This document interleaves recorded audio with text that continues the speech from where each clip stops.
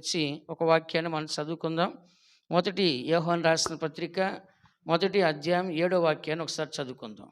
అయితే ఆయన వెలుగులోనున్న ప్రకారము మనమును వెలుగులో నడిచిన యెడల మనము అన్యోన్య సహవాసము గలవారమై యుందుము. అప్పుడు ఆయన కుమారుడైన యేసు రక్తము ప్రతి పాపము నుండి మనలను పవిత్రులనుగా చేయును. ఇక్కడ మనం చదువుతున్న వాక్యములో అయితే ఆయన వెలుగులోనున్న ప్రకారము మనమును వెలుగులో నడిచిన యెడల మన అన్యోన్య సహవాసం గలవారై యుందుము. అప్పుడు ఆయన కుమారుడైన యేసు రక్తము ప్రతి పాపము నుండి మనల్ని పవిత్రులుగా చేయును. కాబట్టి ఇక్కడ చదువుతున్న వాక్యంలో మనందరం కూడా దేవుడు వెలుగులో ఉన్నట్లుగా మనం వెలుగులో ఉన్నప్పుడు దేవునితో కూడా అన్యోన్య సహవాసం కలిగి ఉంటాం.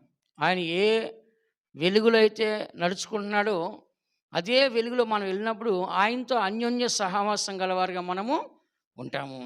కాబట్టి ఇక్కడ దేవుడు వెలుగై ఉన్నాడు, ఆయన యందు చీకటి ఏమాత్రము లేదని చెప్పేసి దేవుని యొక్క వాక్యం మనకు చెప్పబడుతుంది.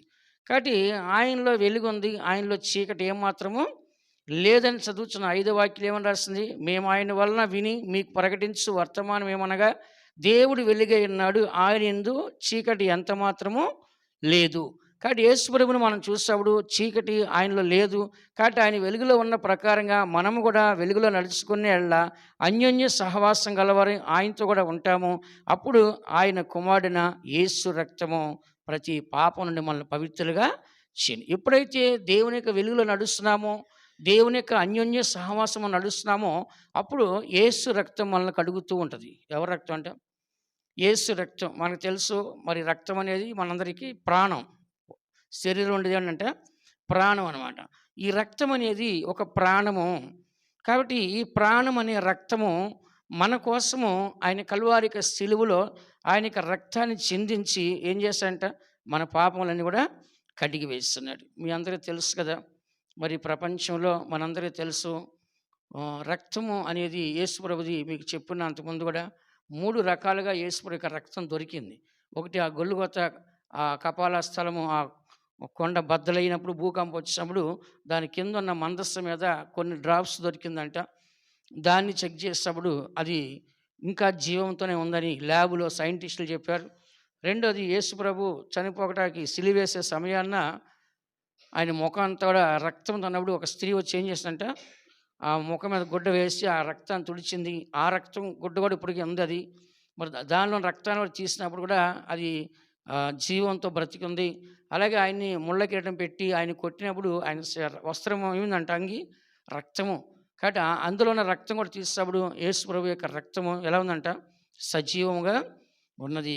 కాబట్టి ఆ యొక్క రక్తాన్ని మనం చూసినప్పుడు యేసు ప్రభు యొక్క రక్తం మనం పరిశుద్ధ రక్తంగా ఎందుకు అంటున్నామంటే, బైబిల్లో దావీదు ఏం చెప్పాడు? నేను తల్లి గర్భములో పాపంతో జన్మించాను, అలాగనే నేను కూడా ఏం చేశాను? పాపం చేసి నేను జీవిస్తానని చెప్పాడు దావీదు కదా. కాబట్టి నన్ను నా తల్లి గర్భంలోని పాపంతో గర్భం ధరించని చెప్తున్నాడు. కాబట్టి మనుషులు ఎవరైనా సరే మనం చూసినట్లయితే తల్లి గర్భం నుంచే మనం ఒక పాపిగానే కనబడుతున్నాం. కానీ యోబు ఏం చెప్పాడు తెలుసా? ఒక స్త్రీకి పుట్టినవాడు దేవుని దృష్టిలో ఎట్లు పవిత్రుడు కాగలడు. ఎవరంట? ఒక స్త్రీకి పుట్టినవాడు దేవుని దృష్టిలో ఎట్లు పవిత్రుడు కాగలడు. అంటే ఒక స్త్రీకి పుట్టినవాడు స్త్రీ పురుషుడి యొక్క కలయిక ద్వారానే వాళ్ళు పిల్లలు పుడుతున్నారు. కానీ యేసు ప్రభు పుట్టింది ఎవరి ద్వారా అంట?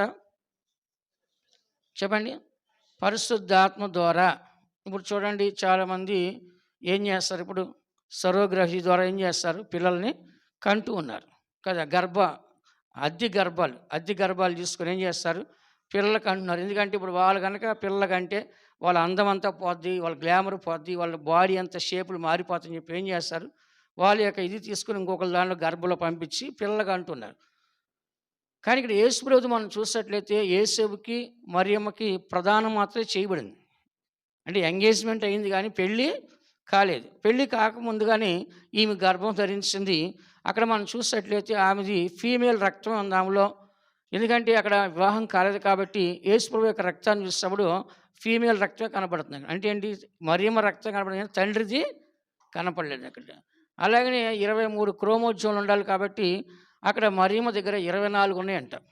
అంటే వైట్ క్రోమోజోన్ అంటే పరిశుద్ధాత్మ వలన ఆమె కలిగింది కాబట్టి దాని ద్వారా ఆయన జన్మించినాడు. అయితే ఎందుకు ఇదంతా చెప్తున్నా అంటే యేసు ప్రభు యొక్క రక్తాన్ని మనం చూసినట్లయితే ప్రపంచంలో 14 గ్రూపులు ఉన్నాయి. ఎన్ని గ్రూపులు అంటే బ్లడ్ గ్రూపులు 14 గ్రూపులు దాకా ఉన్నాయి. దేనికి మ్యాచ్ అవ్వట్లేదు అది. ఎవరిది? యేసు ప్రభు ఎవరికి మ్యాచ్ అవ్వట్లేదు. ఇప్పుడు మనకి ఎన్నెన్నో గ్రూప్ ఉంటాయి. నాది ఏ గ్రూపు, మీది బి గ్రూపు, సి గ్రూప్ ఇట్లా ఉంటాయి కదా! కానీ ఎవరికి మ్యాచ్ అవ్వట్లే. అంటే ఎవరి బ్లడ్ అది? పరిశుద్ధాత్మ యొక్క బ్లడ్. ఎవరి బ్లడ్ అంట? పరిశుద్ధాత్మ యొక్క బ్లడ్. కాబట్టి ఇక్కడ యేసు ప్రభు యొక్క రక్తం పరిశుద్ధ రక్తం ఎందుకు అంటున్నామంటే, నీతిగల రక్తాన్ని ఎందుకు అంటున్నామంటే, కనీసం ఒక వివాహం చేస్తున్న భార్య భర్తలు కూడా జన్మించాడు కాదు ఆయన. ఒక కన్యకి జన్మించాడు ఆయన. అంటే ఎటువంటి యొక్క అపవిత్రత ఆ స్త్రీలో లేదు. అందుకని అనేకులు కూడా కన్యమరియని విగ్రహాలు పెట్టి రోమన్ క్యాథలిక్ చర్చిల్లో కొన్ని చర్చిల్లో బాగా ఆరాధన చేస్తారు. ఏంటంటే ఆమె ఒక కన్యమరియ, అలాంటి ఒక మంచి గర్భంలో యేసు ప్రభు జన్మించాడు కాబట్టి అని ఆమెను ఎంతగానో ఘనపరుస్తుంటారు. కాబట్టి ఇలా మనం చూసినట్లయితే యేసు యొక్క రక్తము మన పాపములు కడగడానికి గల అర్హత ఏంటంటే, మొట్టమొదటిగా ఆ బ్లడ్ ఎవరి బ్లడ్ అంట? దేవుని యొక్క రక్తం. ఏ రక్తం అంట? దేవుని యొక్క రక్తం. కాబట్టి ఆ రక్తము పరిశుద్ధమైన రక్తము. కాబట్టి ఆ పరిశుద్ధమైన రక్తం ఏం చేస్తుంటే, మా ప్లాస్టర్ ఒకటి వేసే మా పాపకి. కాబట్టి ఇక్కడ చదువుచున్న వాక్యంలో యేసు రక్తము మన ప్రతి పాపం నుండి మనల్ని పవిత్రులుగా చేయును. కాబట్టి ఎలాంటి పాపి అయినప్పటికీ యేసయ్యా నా పాపాలు క్షమించండి అని మనం అడిగామనుకోండి, యేసుప్రభు ఏం చేస్తాడంట? ఆయన రక్తంతో మనల్ని కడుగుతున్నాడు. కాబట్టి యేసుప్రభు యొక్క రక్తము మరి 2 రకాలుగా చెప్పబడుతుంది. ఒకటి నీతిమంతులుగా మారుస్తుంది, 2 అది పాప క్షమాపణ కలిగిస్తుంది, 3 పరిశుద్ధముగా కనబడుతుంది. కాబట్టి ఈయన రక్తం ఎందుకు పరిశుద్ధమైందంటే ఆయన రక్తములో ఏ పాపము లేదు. ఒకటి తల్లి గర్భం నుంచి జన్మించట్లో కూడా ఒక తండ్రితో సంబంధం లేకుండా ఒక కన్యక గర్భంలో జన్మించాడు, అది ఒకటి. రెండోది మనం చూసినట్లయితే ఆయన జన్మించిన తర్వాత ఎటువంటి పాపం అని చేయలేదు. నా యందు పాపం ఉందని మీరు ఎవరైనా స్థాపించగలరా, నిరూపించగలరా అని సవాలు చేశాడు ప్రపంచానికి. ఆయన్ని తప్పు పట్టుకోవాలని చెప్పేసి ఎంతమంది తిరిగారండి? ప్రధాన యాజకులు, సద్దుకైలు, పరిసయ్యులు, ధర్మశాస్త్ర ఉపదేశకులు, 24 గంటలు యూదులు. ఆయన ఎక్కడికి వెళ్తే అక్కడ ఏం చేస్తారట? తప్పు పట్టాలని చూసేవాళ్ళు. ఎన్ని తప్పులు పట్టాలనుకున్నా ఆయన ఒక తప్పు చేయలేదు. విన్నారా? ఒక తప్పుడు ఆయన చేయలేదు. ఆయన మీద నేరాలు మోపింది ఏంటంట? నేను దేవుని కుమారుని అన్నాడు, దేవునితో సమానంగా ఎంచుకోడు, అదొక తప్పు. విశ్రాంతి దినాన్న ఒక మనిషిని బాగు చేశాడు, అది తప్పు. దేవాలయాన్ని పడగొట్టని 3 రోజులు కడతా అన్నాడు, అది తప్పు. ఇట్లాగా అల్పమైన తప్పులు పట్టుకొని ఆయన నేరస్తులుగా చేయాలని వాళ్ళు ప్రయాసపడ్డారు. అయితే పిలాతు ఎందుకు ఆయన్ని సిలువేశాడు? పిలాతు ఏమన్నాడు? ఈయన ఎందుకు ఏ దోషం నాకు కనపడలేదు. ఎందుకు పిలాతు సిలువేశాడు? పిలాతు ఒక చిన్న రాజు, హేరోదు ఒక చిన్న రాజు, కైసరు పెద్ద రాజు. మెయిన్ లీడర్ ఎవరో? కైసరు. పిలాతును హేరోదు ఎవరో? చిన్న వాళ్ళ మాటలు. అయితే ఈ కైసరుని ఏమన్నాడు? ఆ నక్కతో ఇలా చెప్పన్నాడు యేసుప్రభు. అంత రాజు కూడా ఆయన భయపడలేదు. ఆ నక్కతో ఇలా చెప్పనని చెప్పాడు ఒకసారి. అప్పటి నుంచి ఆయన ఏంటంటే నన్నే ఒక నక్క అన్నాడంటే ఆయన ఎంత గొప్పవాడు, ఆయన చూడాలని ఆశపడుతున్నాడు. కానీ ఆ సిలువ యొక్క జడ్జిమెంట్ టైంలో హేరోదు దగ్గర తీసుకెళ్ళారు, పిలాతు దగ్గర తీసుకెళ్ళారు, అన్న కయ్యప్ప దగ్గర తీసుకెళ్ళారు, ఆ తర్వాత కైసరు దగ్గర తీసుకెళ్ళి మళ్ళీ పిలాతు దగ్గర తీసుకొచ్చి. ఎందుకంటే ఆ ఏరియా రాజు ఎవరో? పిలాతు. కాబట్టి పిలాతు జడ్జిమెంట్ చేసి తీర్పుమన్నాడు. అయితే అక్కడ పిలాతు కూడా సిలువేయడానికి అర్హత లేదు. ఎందుకని? ఆయనలో ఏ దోషమో లేదు. కానీ పండగలో ఒక ఆచారం ఉంది. 2 ఖైదీలు రిలీజ్ చేస్తారు పండగలో. మనం క్షమాభిక్ష అంటాం కదా. అలాగేం చేస్తారు? 2 విడుదల చేసి ఒకరిని సిలువేస్తారు, ఒకరిని విడిపిస్తారు అన్నమాట. అయితే యూదా ప్రజలందరూ ఏమన్నారంటే, మీకు ఎవరు కావాలి? బరబ్బా కావాలా, యేసు కావాలంటే వాళ్ళందరూ ఏమన్నారు? బరబ్బా. అతను ఒక విప్లవాది అనమాట. అంటే అన్నిటి కోసం పోరాడుతుంటాడు అనమాట, ఒక నాయకుడిలాగా. కానీ యేసు ప్రభువుని ఎందుకు వద్దన్నారు వాళ్ళు? అన్ని తప్పులు ఎత్తి చూపించాడు ఆయన. యూదుల్ని కానీ సర్పసంతానం అంటాం కానీ ఇట్లా ఎన్నో విషయాలు ఏం చేసినా వాళ్ళు సరి చేశారు, కరెక్షన్ చేశాడు. కానీ వాళ్ళకి నచ్చిందా? నచ్చలేదు. కాబట్టి ఈయన మాకు వద్దు అని చెప్పారు. అప్పుడు పిలాతు కూడా సిలువేయడానికి అధికారం ఉన్నప్పుడు కూడా తప్పు లేనప్పుడు వేయకూడదు కదా. అప్పుడు పిలాతు ఏమన్నాడంటే, ఆయన ఎందుకు నాకు ఏ తప్పు కనపడలేదు కాబట్టి సిలువేయడం కుదరదు అన్నాడు. మీరే ఏదైనా మీ ధర్మశాస్త్ర ప్రకారం ఆయన చంపుకోండి అని చెప్పాడు. కానీ వాళ్ళు చెప్పారు, చంపే అధికారం మాకు ఇప్పుడు లేదు కాబట్టి నువ్వే సిలువ వేయించు అన్నారు. కానీ సిలువ ఎందుకు వేయించాడంటే, ఆ రోజుల్లో ఈ పిలాతు ఏం చేస్తాడంటే తన పిల్లల యొక్క విగ్రహాలు, తన విగ్రహాలు ఇష్టానుసారం పెట్టుకున్నాడు. అది యూదులకు ఇష్టం లేదు. రెండోది ఏం చేస్తాడంటే దేవుని మందిరంలో డబ్బంతా తీసుకెళ్ళి ఒక కాలువ తవ్వించి కాలువ ఖర్చు పెట్టాడు డబ్బంతా. అది యూదులకి ఏమైందంట ఇష్టము లేదు. ఇప్పుడు ఈ కంప్లెయింట్ ఎక్కడికి పోద్ది? కైసర్ దగ్గరికి పోద్ది. పోతే ఈయన పోస్ట్ పోయిద్ది. అందుకని ఏం చేస్తాడంటే వీళ్ళందరిని సంతోషపరచడం కోసము యేసు ప్రభువుని ఏం చేస్తాడంటే సిలువకు అప్పగించేసాడు. అర్థమవుతుందా? కానీ ఆ సిలువకు అప్పగించ ముందు రాత్రి దేవుడు వాళ్ళ భార్యతో మాట్లాడి ఆయన నీతిమంతుడు, ఆయన జోలికి పోవద్దని చెప్పాడు దేవుడు. ఆయన భార్య వచ్చి నువ్వు తీర్పు తీరుస్తావు జాగ్రత్త, ఆయన నీతిమంతుడు రాత్రి కల్లో నేను చూసని చెప్పాడు. అందుకే ఆయన ఏమన్నాడు, ఈ నీతిమంతుని యొక్క రక్తంలో నేను నిర్దోషిని చెప్పి ఏం చేస్తాడు, ఈ దోషం నాకు రాకూడదని కడుక్కున్నాడు. కానీ ఇలా చూసినట్లయితే రక్తము అనేది ఒక ప్రాణము. ఒక ప్రాణాన్ని మనం అన్యాయంగా ముట్టుకుంటే దేవుడికి లెక్క చెప్పాలి. ఎవరు లెక్క చెప్పాలంట? ఒక ప్రాణాన్ని కనుక మనం అన్యాయంగా ముట్టుకుని ఒకరిని గాయపరిచి, ఒకరిని హింసించి, ఒకరిని బాధపరిచినట్లయితే కనుక దానికి తీర్పు ఎవరికి చెప్పాలి? లెక్క మనము దేవునికి చెప్పాలి. అదేందా? కాబట్టి బైబిల్ ఒక మాట ఉంది, చాటైన చోటులో నిరపరాధులు చంపుతారంట. అంటే గర్భంలో అబార్షన్ చేయించుకున్నారు, అది కూడా నరహత్యే. గర్భంలో అబార్షన్ చేయించుకున్నప్పుడు చాటైన చోట్ల నిరపరాధం అంటే ఏ తప్పు లేని నీతిమంతులు ఏం చేస్తారంట అది కూడా పాపమే. మన నరహత్య అంటే గర్భంలో చేసేది పాపమే. ఆ తర్వాత బయట ఇతరులు మన మాటలతో చంపినా కూడా అది కూడా పాపమే. ఇతరులు ఏమని రాసి నరహత్య చేస్తే అది శిక్ష అతనికి. కానీ ఇప్పుడు ఏముంది, ద్రోహి అని పిలిస్తేనే నరహత్య చేసినట్లే కదా. కాబట్టి ఇప్పుడు ఆజ్ఞ అనేది బాగా బలంగా మారిపోయింది. కాబట్టి ఇవన్నీ మీకు తెలుసు, కానీ ఇంట్రడక్షన్గా మీకు ఇస్తున్నా. కాబట్టి ఇక్కడ మనం చదువుతున్నాము, యేసు ప్రభు వెలుగులో ఉన్నాడు కాబట్టి మనం కూడా వెలుగులో ఉండాలి. వెలుగు అంటే ఏంటి చెప్పండి? ఓపెన్గా ఏంటంటే సీక్రెట్స్ ఉండకూడదు మనకి. మన ఫోన్లో సీక్రెట్స్ ఉండకూడదు. ఇప్పుడు నా ఫోన్ ఉంది, ఇక్కడ పిల్లలందరూ తెలుసు నా ఫోన్ పాస్వర్డ్. పిల్లలందరికీ తెలుసు, యూట్యూబ్ ఆన్ చేస్తారు కాబట్టి వీళ్ళందరూ తెలుసు. నాకు సీక్రెట్ ఏముండదు. నా ఫోన్ ఎప్పుడు ఎవరికైనా ఇచ్చేస్తాను, ఇబ్బంది ఏం లేదు. నా ఫోన్ అంతా ఓపెన్గా ఉంటుంది. కానీ కొంతమంది ఏం చేస్తారు, దానికి లాక్ చేసి పెట్టుకొని దాన్ని ఫేస్బుక్లోనో, ట్విట్టర్లోనో, ఇన్స్టాగ్రామ్లోనో, ఇంకా వాట్సాప్ అన్నింటికి లాకులు పెడతారు. నాకు ఒకే ఒక లాక్ ఉండే ఊరికి జస్ట్ ఓపెన్ చేయడానికి అంతే. కాబట్టి ఓపెన్గా ఉండేదాన్ని వెలుగు అంటారు.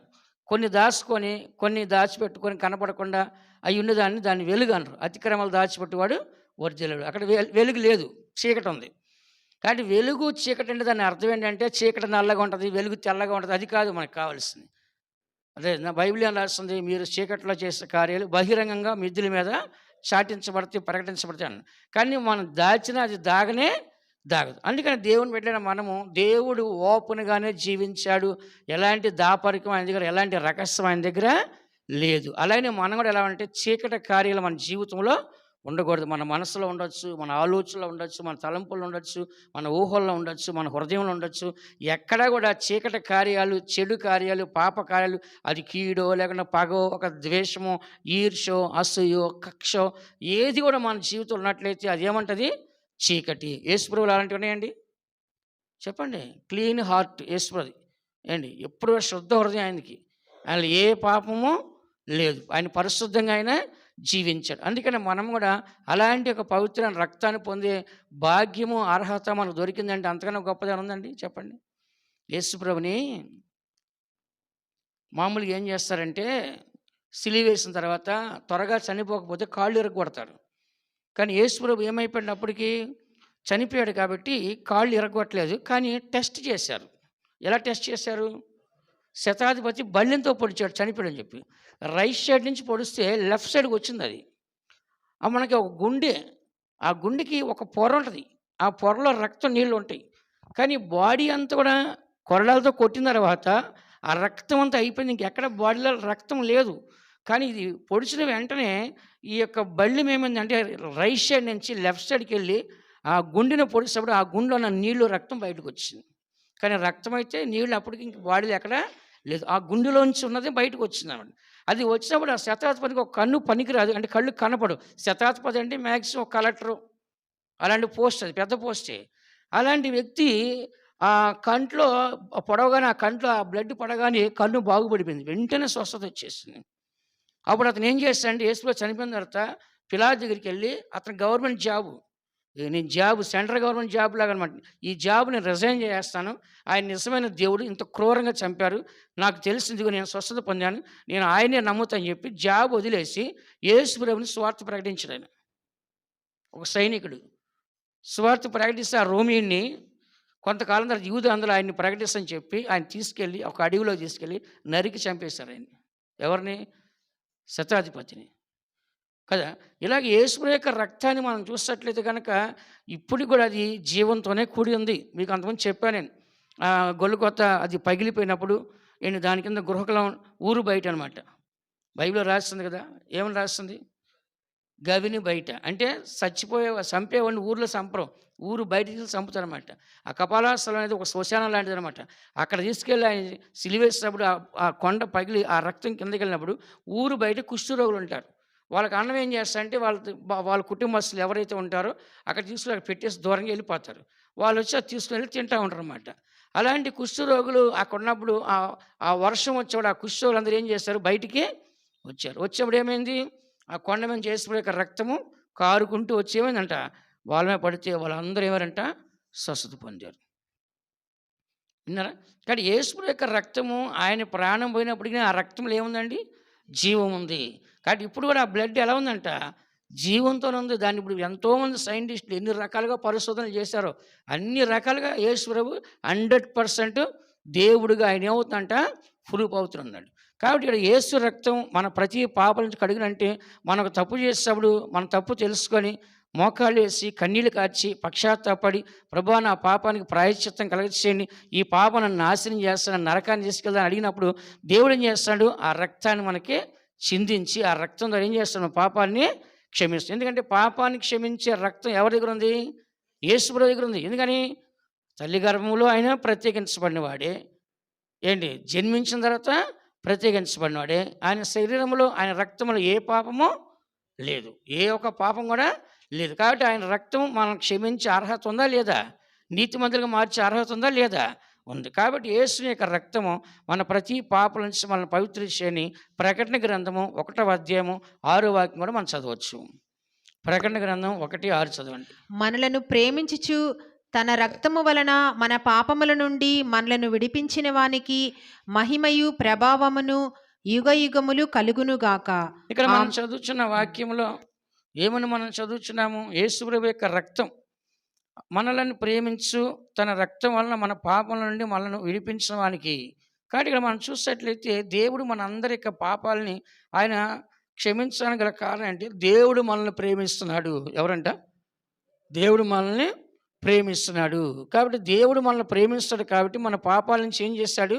క్షమించాడు. ప్రేమించాడు కాబట్టి ఆయన ప్రాణాన్ని మనకు పెట్టాడు.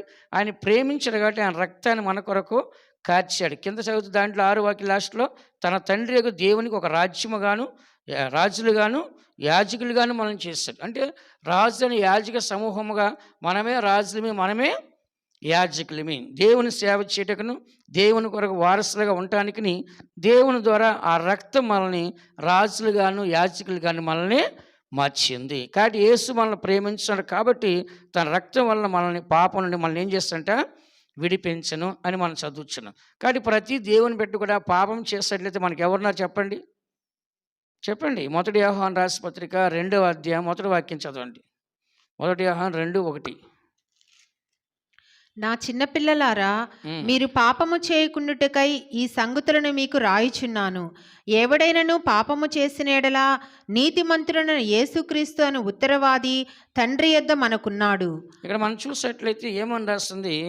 చిన్న పిల్లలారా, మీరు పాపం చేయకుండాటకై ఈ సంగతులను మీకు రాయిస్తున్నాను. ఎవడైనా పాపం చేసేలా నీతిమంతుడైన యేసుక్రీస్తు అను ఉత్తరవాది తండ్రి యొద్ద ఉన్నాడు. ఉత్తరవాది అంటే ఏంటి?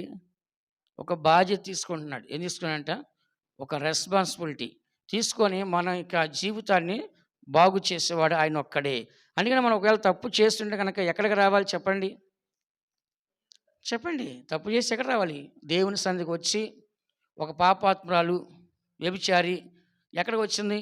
యేసుప్రభు దగ్గరికి వచ్చి పాదాలు పట్టుకొని పాదాల కన్నీళ్లు కార్చి ప్రార్థన చేసి అక్కడ దేవుడు ఆమెను ప్రేమించే విధంగా తను మార్చుకుంది. ఆ క్షణంలోనే ఎవరి మనసు మారిందండి? దేవుని మనసే మారింది. ఆమె యొక్క కన్నీటి ప్రార్థన ఆమె కన్నీటి ప్రార్థనకి దేవుడు మనస్సు ఎక్కడ మార్చింది. అలాగే హిజ్కియా కన్నీటి ప్రార్థన దేవుడు మనసునే మార్చింది. విన్నారా? మన కన్నీళ్లు కార్చి ప్రార్థన చేసి వ్యర్థం కాదు. ఎప్పుడు గుర్తుపెట్టుకోండి. కన్నీటి ప్రార్థన మీరు చేయాలి ప్రతిరోజు కూడా. కన్నీళ్ళు లేకుండా ప్రార్థన చేయకూడదు మనం. కన్నీళ్ళే మన ప్రార్థన బలము. కన్నీళ్ళు కారిస్తే ఒక బిడ్డ, చిన్న బిడ్డ మనకు కావాలని పోయి ఏడుస్తే మనం ఏం చేస్తాం? ఆ బిడ్డ కావాల్సి కొనిస్తాం. ఏడుపు ఆపేసి కొనిస్తాం, కొనివ్వమా? అలాగనే దేవుడి దగ్గర మన కన్నీళ్ళు కారిస్తే దేవుడు ఇస్తాడా ఇవిడా? తప్పకుండా ఇస్తాడు. కాబట్టి ఆ వ్యభిచారమందు పట్టబడిన ఆ స్త్రీ కాదు, పాపాతుల స్త్రీ. ఆమె పేరే నిక్నేమ్ ఏమి ఇచ్చారంట? పాపాత్మురాలని ఇచ్చేసి. అలాంటి వ్యక్తి వచ్చి యేసుప్రభు పాదాలు పట్టుకుంటే యేసుప్రభు ఆమె ప్రేమించి ఆయన మనస్సు మార్చుకొని నీ పాపాలు క్షమించబడి అని చెప్పేసి. ఎవరి పాపాలు? ఆమె యొక్క పాపాలు. ఎలా క్షమించడను? ఆయన రక్తము. ఎవరి రక్తం అంటే అందుకని మత్తయి సువార్త 26వ అధ్యాయం 28వ వాక్యం మనం చదివితే ఆ రక్తం యొక్క అర్థం ఏంటనేది అక్కడ రాస్తుంది స్పష్టంగా. ఇది నా రక్తము అనగా పాపక్షమాపణ నిమిత్తము అనేకుల కొరకు చిందింపబడుచున్న నిబంధన రక్తము. చూసారా? యేసుప్రభు యొక్క రక్తము, నా రక్తం ఇది అనేకుల యొక్క పాపక్షమాపణ కొరకు చిందించబడుచున్న రక్తం. యేసుప్రభు ఎందుకు రక్తం చిందించాడు? అనేకులు పాపాలు క్షమించబడాలి అంటే రక్తము చిందించబడాలి. యేసుప్రభు గొర్రె పిల్లలాగా వెళ్ళాడు. ఆయన ఎలా వెళ్ళాడంట? సింహాన్ని చూస్తే ఎవడని దగ్గరికి వెళ్తాడా? ఆయన ఎలా వచ్చాడు? ఫస్ట్ గొర్రె పిల్లలాగా వచ్చాడు. రెండోసారి ఎలా రాబోతున్నాడు? సింహంలాగా రాబోతున్నాడు. ఆయన మొదటగానే సింహంలాగా వస్తే ఎవడైనా నిలబడతాడా? అందరూ ఏమన్నారు? ఆయన రక్షించుకోలేపారు, సిలువలో రక్షించుకోలేపారు. యెహోవా దేవుడు యేసుని ఎందుకు రక్షించలేదు? డైలాగులు కొంతమంది. వాళ్ళకి బైబిల్ మొదట తెలియదు, చివరి మధ్యలో వాక్యం నేర్చుకుంటారు, అది మాట్లాడుతుంటారు. దేవుడే ఆయన్ని నలగొట్టికి ఇష్టమైంది. దేవుడే ఆయన్ని అప్పగించాడు. ప్రజలందరూ పాపాలు ప్రాయశ్చిత్తం కోసం ఆయనే అప్పగించాడు. చేతగా కాదు కదా. మనందరి పాపాలు క్షమించబడాలంటే ఒకరు ఏం చేయాలి? మరణించాలి. ఇప్పుడు ఇంతకుముందు మనం కూడా తెలియని కాలంలో ఏం చేసేవాళ్ళమి? బళ్ళు అర్పించేవాళ్ళమి, పలహారాలు పంచేవాళ్ళమి, గుండు కొట్టించుకునే వాళ్ళమి. ఎందుకని? మన పాపాలన్నీ పోవాలి. పుష్కరాలకు పోయి నీళ్ళలో ములిగేది ఎందుకని? మన పాపాలు పోవాలని. వింటున్నారా? ఇవన్నీ మనం ఎన్ని బళ్ళు ఇచ్చేవాళ్ళమాట. ఇప్పుడు మనం బలిస్తున్నామా? ఇవ్వట్లేదు. ఎందుకని? యేసుప్రభు మన కొరకు బలిగా మార్చబడ్డాడు కాబట్టి ఇప్పుడు మనం బలి అర్పించాల్సిన అవసరమో లేదు. ఇప్పుడు చర్చికి వచ్చాడు, మీరు ఏం తీసుకొచ్చారు? బైబిల్ తీసుకొచ్చారని మీరు అన్న బళ్ళుకి ఏమైనా తీసుకొచ్చారా? లేదు. ఎందుకు ఇదంతా చెప్తున్నానంటే యేసుప్రభు ఒక్కసారి మన కొరకు బలిగా మార్చబడ్డాడు కాబట్టి నా రక్తము క్రొత్త నిబంధన రక్తం అండి. ఏ రక్తం అంట? పాత నిబంధనలో పశువులు, కోళ్ళు, మేకలు, దూడలు, పామురాలు రక్తాలు ఇచ్చి ఆ పరిశుద్ధ స్థలానికి ప్రత్యక్ష గుడారానికి వెళ్ళి బలి ఇచ్చేవాళ్ళు. కానీ క్రొత్త నిబంధనలు ఏమి ఇస్తాడు దేవుడు? ఆయన సొంత రక్తాన్ని ఇచ్చాడు. అందుకని దేవుని బిడ్డలైన మనము యేసుప్రభు యొక్క రక్తాన్ని కార్చగల కారణం అంటే హెబ్రీ రాసిన పత్రిక 9:22 వాక్యం మీరు చదివితే మీకు స్పష్టంగా అర్థమైంది. హెబ్రీ 9:22 ఏమని రాస్తుంది? రక్తము చిందించకుండా పాప క్షమాపణ లేదు. చదువు. మరియు ధర్మశాస్త్ర ప్రకారము సమస్త వస్తువులను రక్తము చేత శుద్ధి చేయబడుననియు రక్తము చిందింపకుండా పాపక్షమాపణ కలుగుదనియు సామాన్యముగా చెప్పవచ్చును. ఇక్కడ మనం చదువుతున్న వాక్యంలో ఏమని రాస్తుందంటే ధర్మశాస్త్ర ప్రకారము సమస్త వస్తువులను రక్తము చేత శుద్ధి చేయబడిననియు రక్తము చిందింపకుండా పాప క్షమాపణ కలగదనియు సామాన్యంగా చెప్పవచ్చు. అంటే ఇప్పుడు మీకు ఏమర్థమవుతుంది? ఆ రక్తాన్ని ఎప్పుడైతే చిందిస్తున్నారో ఆ రక్తం వల్ల ఏమొస్తుందంటే పాప క్షమాపణ అనేది వస్తుంది. కాబట్టి పాప క్షమాపణ కలగాలంటే ఏం చేయాలంట? రక్తం చిందించాల్సింది. ఏం చిందించాలంట? పాప క్షమాపణ కలగాలి అంటే, శుద్ధి చెయ్యాలి అంటే ఏమని రాస్తుంది? సమస్త వస్తువులు రక్తము చేత శుద్ధి చేయబడిననియు. ఇప్పుడు మీకు తెలుసో లేదో, ప్రధాన యాజకుడు రక్తాన్ని తీసుకొని అతి పరిశుద్ధ స్థలానికి వెళ్తాడు. ఎక్కడికి వెళ్తాడంట? ప్రధాన యాజకుడు రక్తాన్ని తీసుకొని ఏం చేస్తాడంటే అతి పరిశుద్ధ స్థలంలోకి వెళ్ళి ఏం చేస్తాడంటే అన్ని వస్తువుల మీద దాన్ని ఏం చేస్తాడంట? చల్లుతూ ఉంటాడు. కాబట్టి అన్ని పాత్రలు పరిశుద్ధపరచబడాలి, శుద్ధి చేయబడాలి అంటే కనుక ఆ రక్తం అనేది ఏం చేయాలంటే అక్కడ పాత్ర తీసుకెళ్ళి చిందించాల్సిందే. అంటే ఇక్కడ మనం చదువుతున్నాం, రక్తం చిందింపకుండా పాప క్షమాపణ కలగదని సామాన్యంగా చెప్పచ్చు. కామన్గా జనరల్గా మనం మాట్లాడచ్చు. రక్తం చిందించకుండా పాప క్షమాపణ కలగదు. కాబట్టి ప్రతి దేవుని బిడ్డ గుర్తించాల్సింది అంటే ప్రతి ఒక్కరు కూడా రక్తం చిందించాల్సిందే. చిందించకపోతే కనుక పరిశుద్ధ స్థలాలకు వెళ్ళడానికి వీలు కానే కాదు. 25 చదవండి. అంతేకాదు ప్రధాన యాజకుడు ప్రతి సంవత్సరము తనది కాని రక్తము తీసుకొని పరిశుద్ధ స్థలములోనికి ప్రవేశించినట్లు ఆయన అనేక పర్యాయములు తన్ను తాను అర్పించుకొనుటకు ప్రవేశింపలేదు. ఇక్కడ మనం చూసినట్లయితే కనుక ప్రధాన యాజకుడు ప్రతి సంవత్సరము తనది కాని రక్తం అంట. ఎవరి రక్తం అంట? ప్రధాన యాజకుడు ప్రతి సంవత్సరం కూడా తనది కాని రక్తాన్ని తీసుకొని అతి పరిశుద్ధ స్థలానికి ఏం చేస్తాడంటే ఆయన ప్రవేశిస్తాడు. కానీ ఇక్కడ తనది కాని రక్తాన్ని తీసుకొని అతను వెళ్తున్నాడు. కానీ ఇక్కడ యేసు ప్రభు ఎవరి రక్తం తీసాడండి?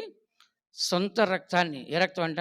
మన అతి పరిశుద్ధ స్థలం అంటే ఏంటి? దేవుని ఎదుగు వెళ్ళాలంటే కనుక మనం అందరం కూడా శుద్ధి చేయబడాలి, పాప క్షమాపణ కలగాలి, మన కొరకు ఒక బలి అనేది చెల్లించబడాలి. దేవుని దగ్గరికి వెళ్ళేటప్పుడు ఎట్లా వెళ్తారు చెప్పండి? ఏదో ఒకటి పట్టుకెళ్తారు కదా. అప్పుడు పాతకాలంలో మనం మేకలు పట్టుకెళ్తారు, కోళ్ళు పట్టుకెళ్తారు, దూడలు పట్టుకెళ్తారు, ఏంటి ఇట్లాగా కొబ్బరికాయ పట్టుకెళ్తారు, అరటి పూలు పట్టుకెళ్తారు, బెల్లం పట్టుకెళ్తారు. ఇట్లా ఏదో ఒకటి తీసుకెళ్ళి దేవుడి దగ్గరికి ఇస్తారు. ఎందుకని? అది ఆయనకి ఇచ్చినప్పుడు అది ఒక బలిగా ఇస్తే మనకి క్షమాపణ కలిగిద్ది. ఏమైద్దంట? క్షమాపణ కలిగిద్ది. కొంతమంది ఫంక్షన్ చేసేప్పుడు ఏమంటారు? నేను భోజనం డబ్బులు ఇస్తానండి, నేను చికెన్ డబ్బులు ఇస్తానండి, నేను బిర్యానీ డబ్బులు ఇస్తానండి, నేను స్వీట్ డబ్బులు ఇస్తానండి. ఏమంటే చర్చికి ఇస్తే అది మనకి మంచిది, మనం ఆ బలి చెల్లిస్తే మనకి ఆశీర్వాదం అని చెప్పేసి ఏం చేస్తారు? ముందుకు వచ్చి ఏం చేస్తారంట? సహాయం చేస్తారు. అలాగనే దేనికైనా సరే మనం దేవుని సన్నిధికి ఉట్టి చేతులతో రాము. వస్తామా? బైబిల్లో రాస్తుంది, మీరు నా సన్నిధిలో ఉట్టి చేతులతో కనపడకూడదని రాస్తుంది. చదివారు ఎప్పుడన్నా? ఉట్టి చేతులతో ఏం చేయాలి? దేవుని సన్నిధిలో కనపడకూడదని దేవుని యొక్క వాక్యం చెప్పబడుతుంది. కాబట్టి ఆ దినాల్లో మరి ప్రతి ఒక్కరు ఒక బలి తీసుకెళ్ళేవారు. కానీ ఇప్పుడు యేసు ప్రభు ఏం చేస్తారు? మన అందరి కోసము ఆయనే బలిగా అర్పణగా మార్చబడ్డాడని చెప్పేసి ఇందులో 9వ అధ్యాయం 14 వాక్యాలు మీరు చదవచ్చు. 9:14. నిత్యుడగు ఆత్మ ద్వారా తన్ను తాను దేవునికి నిర్దోషినిగా అర్పించుకొనిన క్రీస్తు యొక్క రక్తము నిర్జీవ క్రియలను విడిచి జీవము గల దేవుని సేవించుటకు మీ మనస్సాక్షిని ఎంతో ఎక్కువగా శుద్ధి చేయును. ఇక్కడ మనం చదువుతున్న నిత్యుడుగా ఆత్మ ద్వారా యేసు ప్రభు తన్ను తాను దేవుని నిర్దోషినిగా అర్పించుకున్న క్రీస్తు యొక్క రక్తము నిర్జీవ క్రియలను విడిచి జీవం గల దేవుని సేవించకు. అంటే ఏంటి?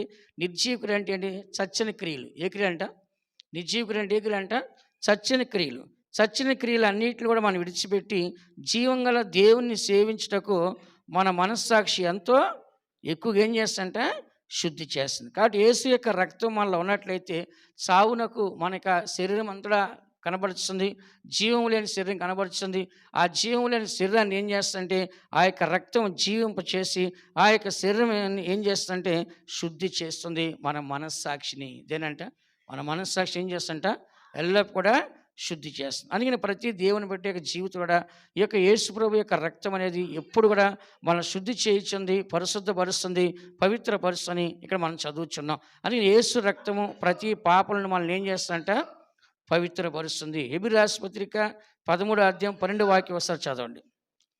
హెబ్రీ రాసిన పత్రిక 13వ అధ్యాయం 12 వాక్యం. కావున యేసు కూడా తన స్వరక్తము చేత ప్రజలను పరిశుద్ధపరచుటకై గవిని వెలుపట శ్రమ పొందెను. ఇక్కడ మనం చదువుతున్నాం, యేసు కూడా తన స్వరక్తము చేత. ఏ రక్తం అంట?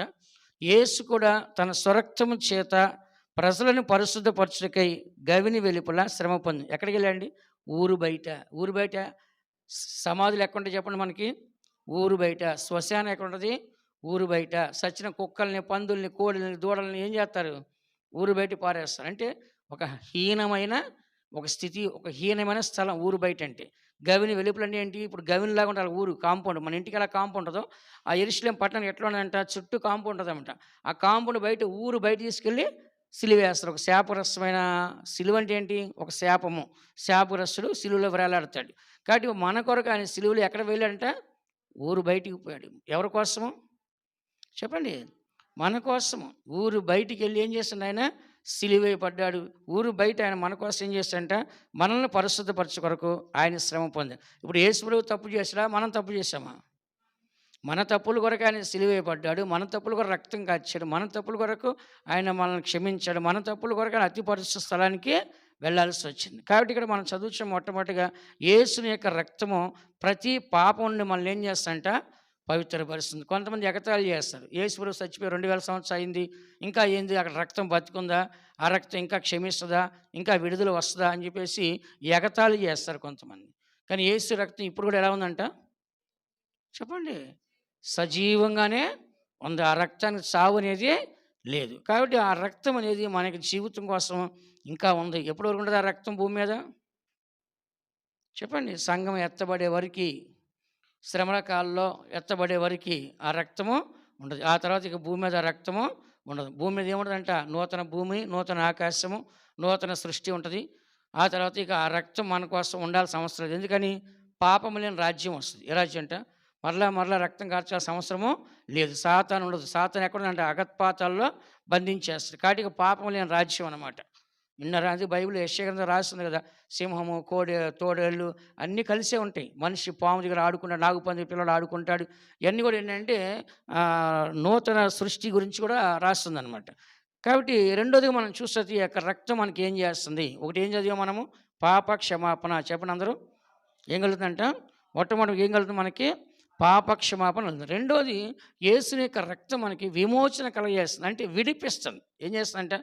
ఇప్పుడు మనం ఒక వస్తువు కొనాలంటే ఏం చేయాలి మనము? డబ్బు క్రైమ్ చెల్లించాలి. కానీ మన యొక్క విమోచన కొరకు ఏం చేస్తాడంటే యేసు ప్రభు తను విమోచనగా మారాడు. ఆ దినాల్లో డబ్బు అంటే వెండి, బంగారమే. ఈ రోజుల్లో మనం డబ్బు, పేపర్స్, కాయిన్స్ అన్నీ వస్తున్నాయి కానీ ఆ రోజుల్లో ఏంటి చెప్పండి? వెండి, బంగారం నాణేలు కదా! ఆ వెండి, బంగారాలు ఇప్పుడు కూడా దుబాయ్‌లో దేనారం అంటారు. దినారం అంటారు. ఆ భాష అప్పటిది అట్లా ఉంది. మనకైతే అన్నీ మారిపోయినాయి. కాగితాలు మారిపోయినాయి. అప్పుడు పావలా లేదు, 5 పైసలు లేదు, 10 పైసలు లేదు. రూపాయి కూడా ఎవడో కనపడట్లే. రూ. 5 ఇక్కడ కనబడట్లే ఇప్పుడు. దానికి వాల్యూ లేదనమాట. విన్నారా? కాబట్టి ఎందుకు చెప్తా అంటే అది ఇంకా నడుస్తుంది దుబాయ్‌లో.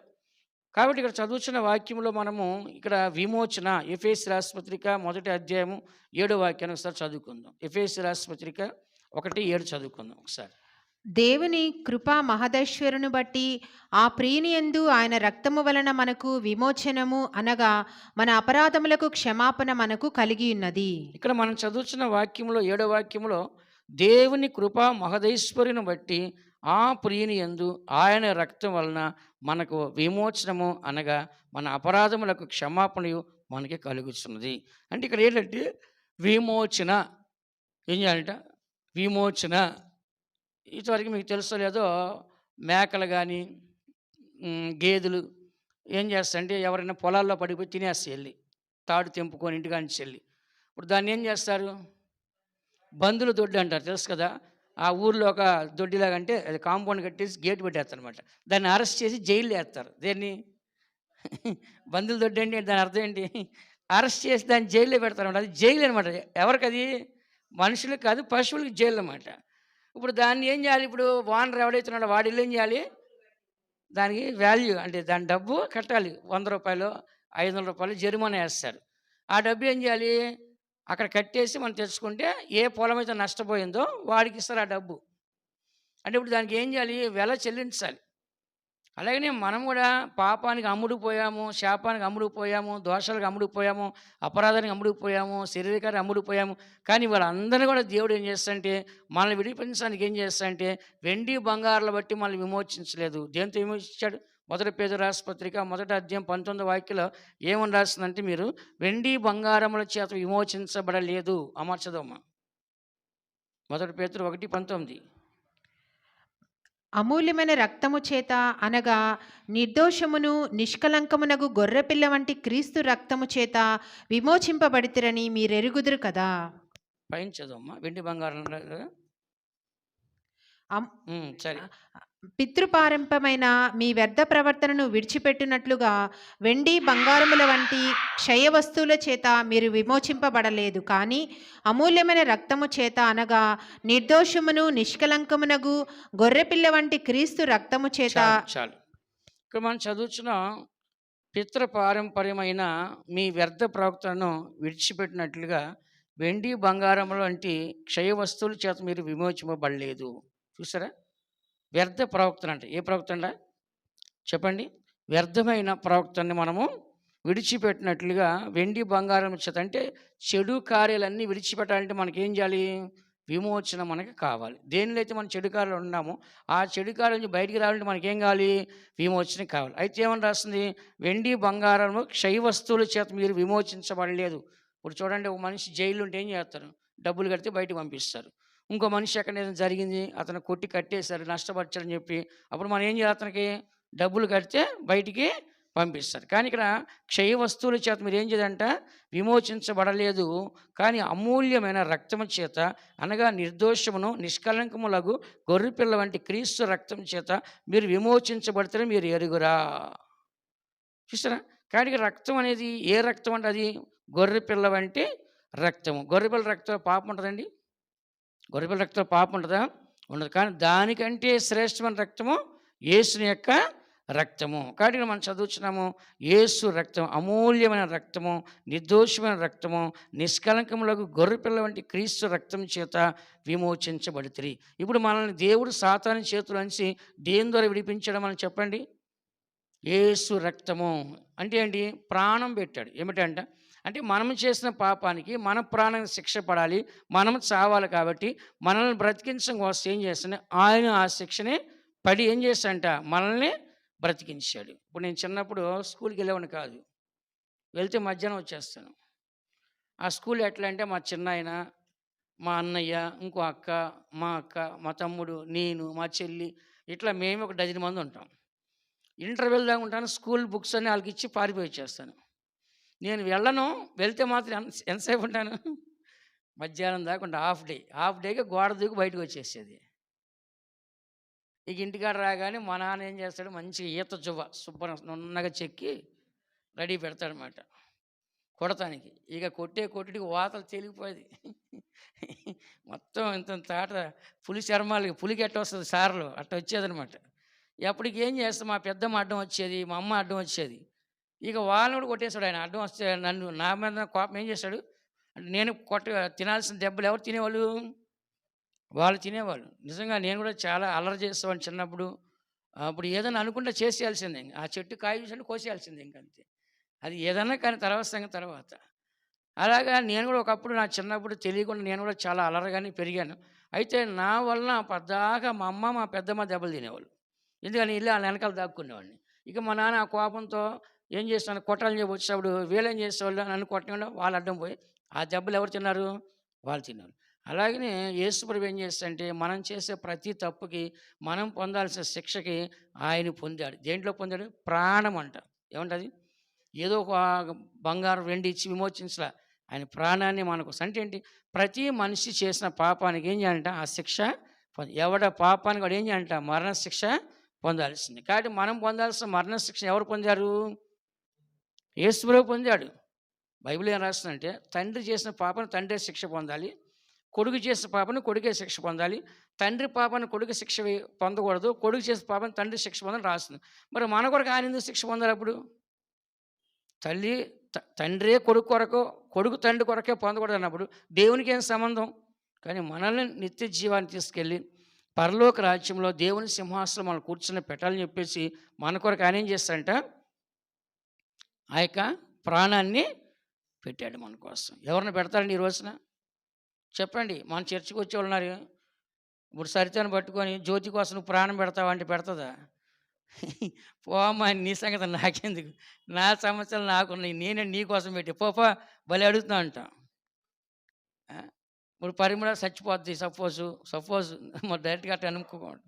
ఇప్పుడు ఆమె కోసం సరిత నీ ప్రాణం పెట్టమ్మా, నీ ప్రాణం పెడితే ఆమె బతికిద్దంటే ఆమె పెడతదా? నీకోసం నేను ఎందుకు పెట్టాలంటదా? అంతే కదా. అట్లా ఎవడైనా సరే ప్రాణం పెట్టండి. ఎవరు పెడతారు చెప్పండి? ఏదో 100 రూపాయలు అమ్మంటే ఇస్తారు, అంత అన్నం పెట్టండి పెడతారు. కానీ ప్రాణం ఎవరిని ఇస్తాడా? ఇస్తే మళ్ళీ వస్తుందా? మనకి రాదు. అలాగనే ఎవరో పెట్టరు మన కోసం. యేసుప్రభు ఒక్కడే పెట్టాడు. దేవుళ్ళు అనేవాళ్ళు ప్రపంచంలో కోట్ల మంది దేవుళ్ళు దేవతలు అని ఒకరి కోసం ప్రాణం పెట్టినట్టుగా ఎక్కడ రాయబడలేదు కదా. అందుకనే కదా మరి సంస్కృతిలో కూడా రాస్తుంది కదా. ఎన్నో గ్రంథాలు మరి ముస్లిం గ్రంథాలు రాస్తుంది, హిందూ గ్రంథాలు రాస్తుంది, క్రైస్తవ గ్రంథాలు రాస్తుంది. ఏమని రాస్తుంది? సర్వలోక పాపానికంట సర్వలోక పాప పరిహారం రక్త ప్రోక్షకం ఆవశ్యకం తద్రక్తం పరమాత్మైన పుణ్యదాన బలియాగం. కాబట్టి ఈ వాక్యం అనేది అన్ని గ్రంథాల్లో ఉంది. కానీ ఆ దేవుడు ఎవరు? యేసుప్రభువే. ఎవరు అట్లా రాల కన్య గర్భంలో పవిత్రుడిగా వచ్చి ఇలా ప్రాణం పెట్టి. పోయిన వారం మీకు చెప్పాను కదా, ఆయన పుణ్యదానము ఏదైనా అంట. ఒక మానవుడు చేసిన అపరాధం వలన అందరికి అపరాధం వస్తే ఒక యేసుప్రభు ఏం చేస్తున్నా తన ప్రాణం యొక్క పుణ్యదానం వల్ల అందరూ నీతిమంతులుగా మార్చాడు. యేసుప్రభు రాకపోతే ఎక్కడైనా రక్షణ మనకి. ఈ దినాన్ని ఎంతోమంది తెలియక యేసుప్రభుని చాలా హీనంగా, చీప్‌గా మాట్లాడుతున్నారు. ఎంత తక్కువ జాతి దేవుడు, చిన్న కులస్తుల దేవుడు అండి. యేసుప్రభు కులం ఏంటి? యూదా గోత్రం. ఇప్పుడు అమెరికా వాళ్ళు ఎవరిని ఏలుబడి చేస్తున్నారు? ప్రపంచం మొత్తం ఏలుబడి చేస్తే ఎవరంట? సమైక్యరాజ్యం ఎక్కడుంది? ఐక్యరాజ్య సమితి ఎక్కడుంది? అమెరికాలో ఉంది. ఇప్పుడు ప్రపంచం మొత్తం ఏ నిర్ణయం తీసుకోవాలి ఎవరు తీసుకోవాలి? అమెరికన్స్. అమెరికన్స్ ఎవరు? యూదులు. ఎవరంటే ఆళ్ళు? యూదులు. విన్నారా? యూదులు. కానీ ప్రపంచాన్ని పరిపాలన చేసే యూదులు చిన్న కులమా? పెద్ద కులమా? చెప్పండి. యేసుప్రభు కులం చిన్నదా? పెద్దా? మనం పెద్దగా బాధపడాల్సిన అవసరం లేదు. చెప్పండి, మా దేవుడు అందరికంటే పెద్ద కులము యూదులు వాళ్ళు. వాళ్ళు అమెరికాలో ఉన్నారు ఇప్పుడు. అమెరికాకెళ్ళి మన అన్ని దేశాలు బతుకుతున్నాయి ఈ రోజున. అమెరికా వాళ్ళే ప్రపంచ దేశాలు ఏం చేస్తున్నారు? నడిపిస్తున్నారు. యేసుప్రభు కులము చిన్న కులం కాదని అందరూ తెలుసుకోండి. తెలుసుకుని ఇతరులు ఏం చేయాలి? మనము అర్థమయ్యేటట్టుగా మనం చెప్పాలి. అదే కాబట్టి ఇక్కడ మనం చదువుతున్నాం, యేసుప్రభు యొక్క రక్తం ఏం చేస్తుంది? మనల్ని విమోచిస్తుంది. హెబ్రీ రాసిన పత్రిక 9వ అధ్యాయం 11వ వాక్యం మనం చదివితే, హెబ్రీ రాసిన పత్రిక 9వ అధ్యాయం 11వ వాక్యం ఒకసారి అయితే క్రీస్తు రాబోచున్న మేలుల విషయమై ప్రధాన యాజకుడిగా వచ్చి తానే నిత్యమైన విమోచన సంపాదించి హస్తకృతము కానిది అనగా ఈ సృష్టి సంబంధము కానిదియు మరి ఘనమైనదియు పరిపూర్ణమైనదినైన గుడారము ద్వారా మేకల యొక్కయు చాలు. ఇక్కడ మనం చదువుతున్నాము. అయితే క్రీస్తు రాబోచున్న మేలుల విషయం అంట. ఏ విషయం అంట? రాబోయే మేలుల విషయమై ప్రధాన యాజకుడిగా వచ్చాడు. ఎవరి కోసము?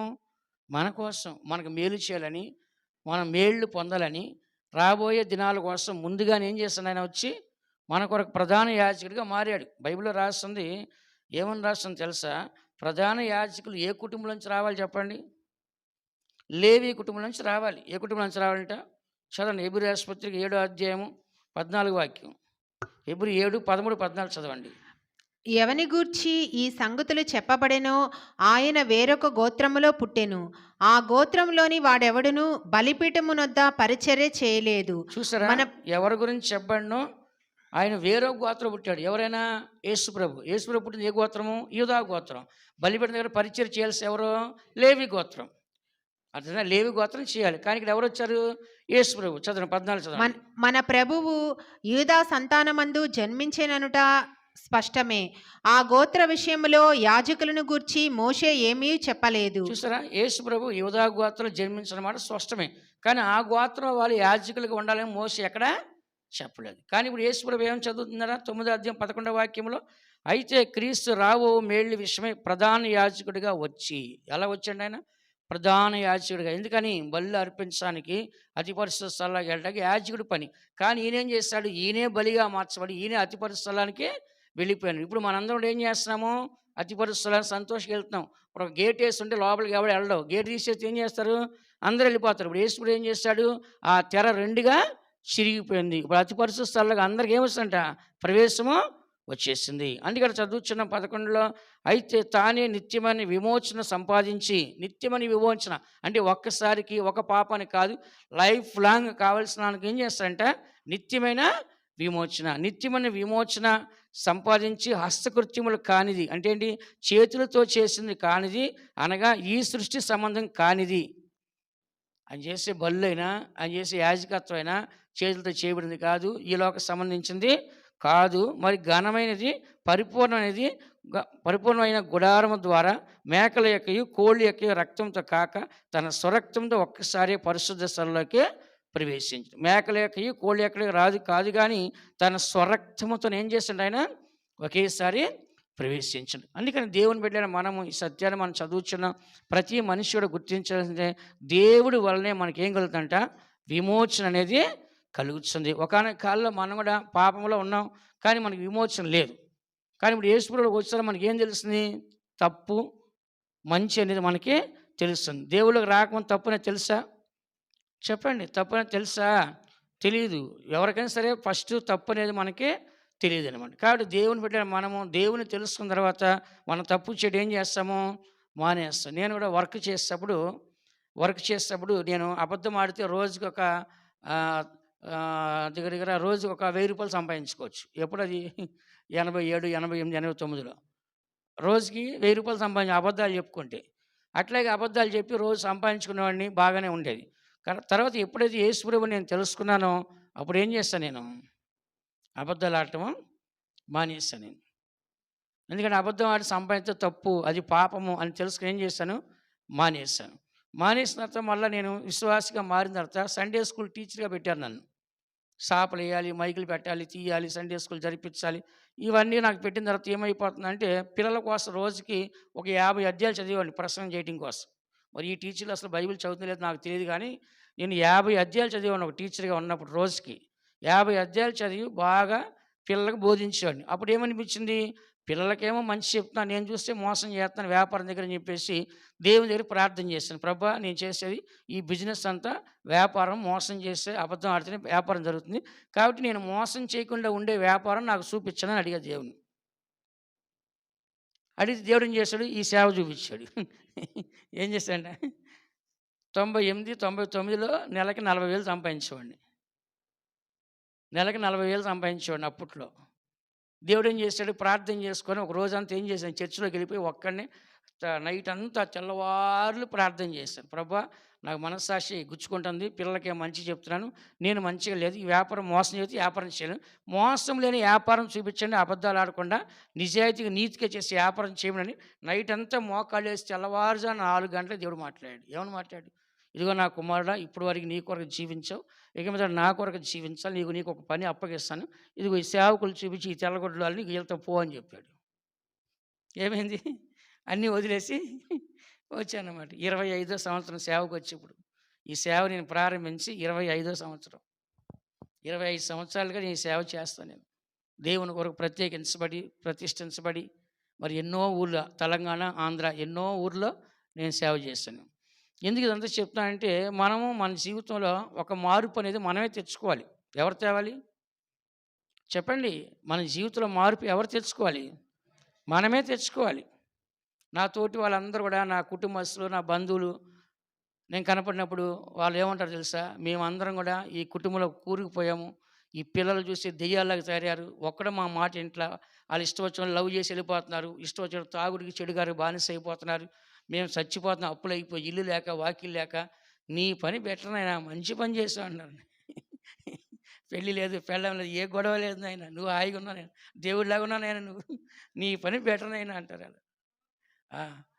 అక్కడికి వెళ్తే అందరూ అదే అంటారు, చూసి సంతోషపడతారు. అబ్బా ఎంత మంచి కారులో వెళ్తాను, వెళ్ళినప్పుడు విజయవాడకి కారు వేసి వెళ్ళినప్పుడు చూస్తే అందరూ అబ్బా ఎంత బాగున్నా, నీ పనే బాగుందంట.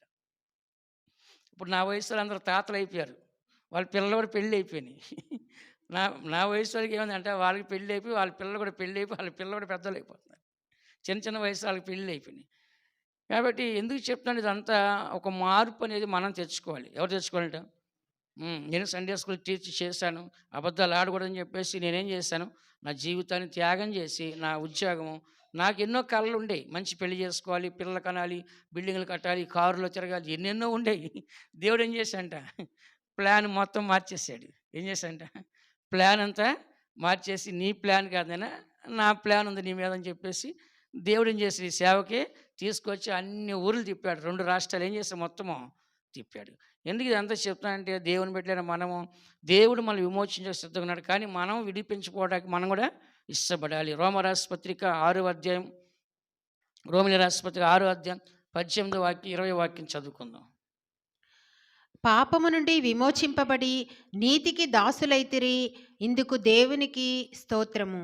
ఇక్కడ పౌలు గారు ఏమంటున్నాడు చూసారా, మీరు పాపం నుంచి విడిపించబడి నీతికి దాసులయ్యారు, ఇందుకు దేవునికే స్తోత్రం. కాబట్టి మనం విడుదల పొందడమే దేవునికి స్తోత్రం. కాబట్టి ఇక్కడ మనం చదువుతున్న వాక్యంలో, పాపము నుండి విమోచింపబడి నీతికి దాసులైతారు, ఎందుకు దేవునికి స్తోత్రం.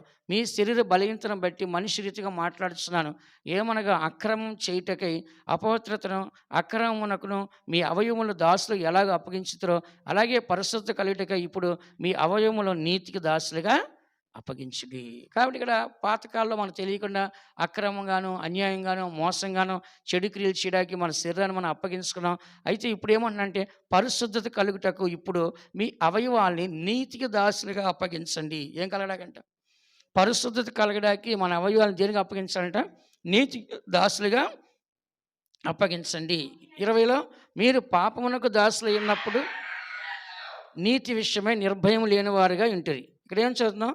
మీరు పాపమునకు దాసులైనప్పుడు నీతి విషయం నిర్భయం లేనివారై ఉంటిరి. అంటే ఏంటి? పాపానికి మనం దాసులున్నప్పుడు నీతి గురించి మనకు ఆలోచన లేదు. కానీ ఇక్కడ 21లో ఏం చదువుతున్నాం? అప్పటి క్రియల వలన మీకేమి ఫలము కలిగెనో వాటిని గురించి మీరిప్పుడు సిగ్గుపడుతున్నారు కారా? వాటి అంతము మరణమే. కాబట్టి దేవుని బిడ్డలైన మనము ఆ దినాల్లో తెలియక ఎన్నో చేస్తున్నాం. ఇప్పుడు అవి గుర్తు చేస్తున్నాం, మనకి ఏమనిపిస్తుంది చెప్పండి? ఏమనిపిస్తుంది చెప్పండి? సిగ్గేదా? మా అమ్మకి టీ తాగే అలవాటు ఎక్కువ ఉంది. మా అమ్మకి రోజుకి 10 సార్లు తాగుతుంది. నా చిన్నప్పుడు 86లోనో 87లోనో 86 అనుకుంటా. మా ఇంటి దగ్గరలో ఒక చిన్న బడ్డీ కొట్టులాగా ఉంటుందన్నమాట. ఒక ముసలోళ్ళు ముసలమ్మ కలిసి అవి అమ్ముకుంటారు, టీ ప్యాకెట్లు, చాక్లెట్లు, బిస్కెట్లు. ఇక మా అమ్మ ఏం చేస్తుందంటే అప్పుడు ఎంత టీ ప్యాకెట్ 10 పైసలు 5 పైసలు అంతే. రోజుకి 10 సార్లు పంపిస్తాను. ఒక ప్యాకెట్ పట్టరా అంటది, ఒక ప్యాకెట్ పట్టరా అంటే నాకు చాలా ఇసుకొస్తూ ఉంది. సరే ఇలా కాదు, ఏం చేయాలి? ఈమె ఒక్కసారి డబ్బులు ఇవ్వదు, ఒకేసారి తెప్పించుకోదు. ఒక్కొక్కటి తీసుకురా, ఒక్కొక్కటి తీసుకురా అంటది. ఇక అప్పుడు ప్లాన్ చేశాను నేను. ఆ ముసలోళ్ళు ఇద్దరు ఏం చేస్తారంటే మధ్యాహ్నం పూట కట్టేసి వెళ్ళిపోతారు భోజనానికి, రాత్రిపూట కట్టేసి వెళ్ళిపోతారు ఆ బంకు. వాళ్ళు లేనప్పుడు ఏం చేశానంటే వెనకంచి బంకు పగలగొట్టేసి ఆ టీ ప్యాకెట్లో ఒక దండ తీసుకొచ్చేసాను. ఆ చెక్క బంకే కదా, ఆ చెక్క బంకు పగలగొట్టేసి ఏం చేశాను, ఈ టీ ప్యాకెట్ 2-3 దండలు 10, 20 ఉంటాయి, అవి తీసుకొచ్చేసి మా అమ్మకి తెలియకుండా బిల్డింగ్ పైన దాచిపెట్టేశాను. ఆమె తెమ్మన్నప్పుడు ఒక ప్యాకెట్ తీసుకెళ్ళిస్తాను ఆమెకి, పెద్దగా అక్కడికి వెళ్ళకుండా. ఇప్పుడు ఆ ముసలోడు లేడు అనుకో, మళ్ళీ దూరం పోవాలి మళ్ళీ నేను. అట్లా ఏంటంటే ఇష్టపడేవాడిని కాదు. ఏదైనా సరే ఈజీగా అయిపోవాలి, మంచి ప్లాన్ చేస్తానమాట, ఏదైనా సక్సెస్గా ఉండదనమాట. ఏది చేసినా సక్సెస్ అయ్యేదనమాట. అట్లాగా ఇప్పుడు ఏదైనా చెట్టుకి మామిడికాయ చూసాను అనుకో, అది కొయ్యాల్సింది. అది అలా ఏమన్నా అనుకో, మనకన్నా వెళ్ళి కోసేయాల్సింది అని దాన్ని. ఇంకా దాన్ని కోసేలాగా నిద్రపడదు ఇక నాకు. ఇంకా ఒకసారి ఒక ఇంటికాడగా ఒక సొరకాయ చూశాను, చాలా బాగుంది. నైట్లు కోసుకొచ్చాను. అంటే తప్పు అని నాకు తెలియదు, నేను తప్పు చేస్తాను నాకు తెలియదు. నేను అనుకున్నాను అది బాగుంది, నాకు కావాలి, అంతవరకే. కానీ నేను తప్పు చేస్తాను నాకు కాబట్టి ఇప్పుడు గుర్తు చేసి నాకు ఏమనిపిస్తుంది చెప్పండి? సిగ్గుగా ఉండదు. నేను వెళ్ళే చర్చికి ఆ పాస్టర్కి 3 కొడుకులు, వాళ్ళతో నేను ఒక ఫ్రెండ్ అనమాట. ముగ్గురం కలిసి ఒకరోజు ఏం చేస్తాం, సాయంత్రం 6 గంటల 7 గంటల చీకటి. అప్పుడేమో ఎక్కడో దీపం బుడ్లా ఉంటే లైట్లు గ్రామంలో. 7 గంటలకి ఏం చేస్తానంటే నేను నలుగురం కలిసి వెళ్తుంటే ఒక ఆమె పాపం చెంగులో కట్టుకుని రూపాయి బిళ్ళ పడిపోయింది. అది మట్టిలో పడిపోయింది. పాపం ఆమె కళ్ళు కనపడక ఆమె చీకట్లో నానా కష్టాలు పడుతుంది ఆ రూపాయి కోసం. ఆ రోజు రూపాయి అంటే 100 రూపాయలతో సమానం. ఆమె నానా కష్టాలు పడుతుంటే మేము వెళ్ళి ఏం చేయాలి అప్పుడు? వెతికి ఇవ్వాలి కదా. దాని మీద కాలుతో మట్టేసేసి దాన్ని కనబడకుండా దాచేసి ఏం చేసాం, మొత్తం ఎతికి లేదమ్మా ఎక్కడో పారేస్తామని చెప్పి ఆమె వెళ్ళిపోయిన తర్వాత అవి తీసుకెళ్ళి మొత్తం వేళ్ళు నిండా గొట్టాలు తెలుసు కదా, ఎల్లో కలర్ ఉండే. ఈ 5 ఇటు 5 నలుగురికి ఎన్ని మొత్తం 40. ఇంకా డబ్బులు మిగిలినాయి. ఇంకా ఏ కొనుక్కొని శుభ్రంగా ఎంజాయ్ చేశాం మేము. అని తప్పని తెలుసా? ఇప్పుడు గుర్తు చేసుకుని ఏమనిపిస్తుంది నాకు? సిగ్గుగా, అవమానం ఉంది. అయ్యో ఇలాంటి పనులు చేశా అనిపిస్తుంది మనకి. అంటే తప్పు అనిపించదు అప్పుడు చిన్న వయసులో. అలాగే దినాల్లో మనం కూడా పిల్లలు చెప్తే వినరు. కారణం ఏంటంటే వాళ్ళకి తెలియదు, అంటే జ్ఞానం వికసించలేదు. అలాగే ఇక్కడ అంతకుముందు కార్యాలు మనం చూస్తే అప్పటి క్రియల వలన మీకు ఏమి ఫలము కలిగినో వాటిని గురించి మీరు ఇప్పుడు సిగ్గుపడుస్తారా కారా? వాటి అంతము మనం అయిన ఇప్పుడు పాపం నుండి విమోచింపబడి దేవునికి దాసినందుకు పరిశుద్ధ కలుటికి మీకు ఫలము, దాని అంతము నిత్యజీవం. అందుకని ఈ విమోచన వల్ల మనకు కలిగేది అంటే పరిశుద్ధత కలుగుతుంది, నీతి కలుగుతుంది, మరణం, పాపం వలన వచ్చే జీతము మరణం. కాబట్టి మరణాన్ని దేవుడు తప్పించి నిత్య జీవాన్ని మనకే ఇస్తున్నాడు. అందుకని మన అందరం కూడా దేవుని చేత విమోచించబడిన మన అందరం కూడా ఒక దినాన్ని ఎక్కడ ఉంటాం అంటే పరలోక రాజ్యంలో ఉంటాం. ఎక్కడంట? యోబు రాసిన గ్రంథము 19వ అధ్యాయం 25వ వాక్యం మనం చదివినట్లయితే చదవండి. యోబు గ్రంథం 19:25 చదివితే 19:25. అయితే నా విమోచకుడు సజీవుడనియు తరువాత ఆయన భూమి మీద నిలుచుననియు నేను ఎరుగుదును. కాబట్టి ఇక్కడ చదువుతున్న వాక్యంలో ఏమని మనం చదువుతున్నాం? అయితే నా విమోచకుడు సజీవుడనియు తరువాత ఆయన భూమి మీద నిలుచనియు, నా శరీరం ఇలాగ నా చర్మం చీకిపోయిన తర్వాత శరీరంతో, అంటే శరీరం లేని వాడిని నేను దేవుణ్ణి చూచాను. అంటే దీని అర్థం అంటే దేవుడు సజీవుడు. ఎవరంట? అందుకని మనం చదివాం కదా వాక్యం మొన్న ఏమని రాస్తుంది, సజీవుడైన వాడిని మృతుల్లో ఎందుకు వెతుకుతున్నారు? ఎవరంటే యేసు ప్రభు. జీసస్ ఎవరు? నా ప్రాణం నేనే పెట్టుచున్నాను, నా ప్రాణం తిరిగి నేనే తీసుకున్నాను అని చెప్పాడు. కాబట్టి ఆయన ఎవరంట? సజీవుడు. ఆయన ఉన్నాడా సమాధిలో? లేడు. చెప్పాదా? ఏమడిగారు? టూరిస్ట్‌కి ఏమడిగారంట? మేము కూడా యెరూషలేముకి వెళ్తానికి సబ్సిడీ ఇమ్మని అడిగారు. సబ్సిడీ ఇవ్వడానికి ఏమన్నారు కోర్టు? సమాధిలో యేసు ప్రభు లేడు కదా, సబ్సిడీ ఎందుకురా? ఏం చూడకపోతున్నారా మీరు? మక్కాకు పోతే సమాధులు ఉన్నాయి, ఇంకో దగ్గరికి పోతే సమాధి. మీకు అక్కడ యెరూషలేము సమాధులు ఎవరున్నారు? యేసు ప్రభు లేరుగా, ఏం చూడకపోతున్నారు అని చెప్పేసాడు. కాబట్టి దేవుని బిడ్డలారా మన అందరం కూడా ఈ వాక్యం చదువుతున్నాం. యేసు ప్రభు ఎవరంటే సజీవుడు. ఎవరంట? సజీవుడు. అదే మన పాట పాడు, నా విమోచకుడేసు సజీవుడు, నా కన్నులారా నేను చూచేదని. కానీ దేవుడు ఎప్పుడు సజీవుడే. మనం కన్నులారా ఆయన ఏం చేస్తాము? పరలోకానికి వెళ్ళి ఆయన్ని మనం చూస్తాం. కాబట్టి ఇక్కడ చదువుతున్న యోబు అంటున్నాడు, అయితే నా విమోచకుడు సజీవుడు, తర్వాత ఆయన భూమి మీద నిలిచి నేను ఎరుగుదును, నా చర్మం చీకిపోయిన తర్వాత శరీరం లేకుండా నేను దేవుణ్ణి చూచేదను. అందరి కండ్లు మూసుకోండి. మిగతా విషయాలు మరి తర్వాత తెలుసుకుందాం వచ్చే వారం. ఎందుకంటే మనకు సమయం లేదు కాబట్టి మనము ఈ ప్రసంగాన్ని ఈ వారం ముగించుకుంటాం. మిగతాది యేసు యొక్క రక్తాన్ని గురించి ఇంకా విడమర్చి మీకు చెప్తాను, అది కూడా మీరు తెలుసుకోవచ్చు. కాబట్టి ఈరోజు 2 కార్యాలు మనం చూస్తున్నాం. యేసు రక్తము ప్రతి పాపం నుండి మనల్ని ఒకటి పవిత్రులుగా చేయిస్తుంది. ఆయన వెలుగులో ఉన్న ప్రకారం మనం వెలుగు నడిచినట్లయితే అన్యోన్య సహవాసం కలిగి ఉంటాం. కాబట్టి ఆయనతో వెలుగులో ఉండేవాళ్ళు ఎప్పుడు కూడా చీకటిని ప్రేమించకుండా, పాపాన్ని ప్రేమించకుండా ఎవరైతే కనబడుస్తారో వాళ్ళని యేసు రక్తము ఎల్లప్పుడూ పరిశుద్ధపరుస్తుంది. అనేకుల యొక్క పాప క్షమాపణ కొరకు చిందించబడుచున్న క్రొత్త నిబంధన రక్తము. పాప క్షమాపణ లేకుండా మరి రక్తం చిందించకుండా పాప క్షమాపణ లేదు.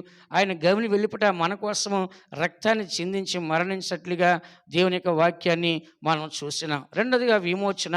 దేవుడు ఆయనకు విమోచన క్రయధనాన్ని మన కోసం పెట్టి మనల్ని ఆ పాపం నుంచి విడిపించి పాప క్షమాపణ ఇచ్చున్నాడు. రాబోయే మేళ్ళు విషయంలో మన కొరకు మంచి చేయాలని చెప్పేసి ఆయన స్వరక్తాన్ని కోళ్ళు, మేకలు, దోళ్ళు, వెండి, బంగారం కాకుండా ఆయన రక్తంతో మనల్ని విడిపించున్నాడు. అంత మాత్రమే కాదు, మనం పాపానికి దాసులు ఉన్నాం, కానీ ఇప్పుడు నీతికి దాసులుగా పరిశుద్ధులుగా మార్చబడి నిత్య జీవానికి వారసులని చెప్పేసి ఆయన యొక్క రక్తాన్ని మన కొరకు విమోచించున్నాడు. అందుకే నా విమోచకుడు సజీవుడు, నేను కనులారా ఆయన్ని చూస్తాను. మనం కూడా ప్రభు యొక్క రాకడ వచ్చేటప్పుడు ఆయన్ని మనం చూస్తాం. బైబిల్ ఒక మాట ఉంది, ఏమని రాస్తుంది? ఆయన పొడిచిన వారు కూడా ఆయన చూస్తారు, ప్రతి నేత్రం ఆయన్ని చూచును. కాబట్టి ప్రతి నేత్రము చూస్తుంది. ఆయన పొడిచిన వారు ఏం చేస్తుంటారు? ఆయన్ని చూస్తారు. అందుకని దేవుని బిడ్డలు మనకి జీవితంలో దేవుడు మనకి విమోచకుడు ఉన్నాడు. వెండి బంగారం కాదండి, తన సొంత ప్రాణాన్ని ఇచ్చి ఆయన రక్తాన్ని ఇచ్చి మనల్ని విమోచించున్నాడు. నిజంగా మరి ఆయన యొక్క రక్తము ఇటు స్త్రీ రక్తము కాకుండా అటు పురుష రక్తము కాకుండా అది ఒక పరిశుద్ధాత్మక రక్తంగా కనబడుతుంది. ఆయన రక్తము తల్లి గర్భంలో పరిశుద్ధంగా ఉంది. ఆయన జన్మించిన తర్వాత ఆయన పరిశుద్ధంగా జీవించాడు. కాబట్టి పరిశుద్ధ పరచాకి నీతిమంతులుగా మార్చకు అర్హత ఉంది. స్త్రీకి పుట్టినవాడు దేవుని దృష్టికి ఎట్లు పవిత్రుడని యోబు చెప్తున్నాడు. దావీదు తల్లి గర్భంలో పాపం ధరించింది, దాని పాపలో జన్మించని దావీదు చెప్తున్నాడు. కానీ యేసు ప్రభు యొక్క జన్మ పరిశుద్ధమైన జన్మ. నీ కొరకు నా కొరకు అని జన్మించి నీ కొరకు నా కొరకు లోక పాపలు మోసుకొని పోచున్న దేవుని గొర్రెపిల్లగా గవిని వెలుపల మన కొరకు ఆయన ప్రాణాన్ని రక్తాన్ని చిందించినాడు. ఆ శతాధిపతి కూడా కన్ను బాగుపడి అతను స్వస్థత పొంది సువార్త చేసి దేవుని కూడా హతసాక్షి చనిపోయినాడు.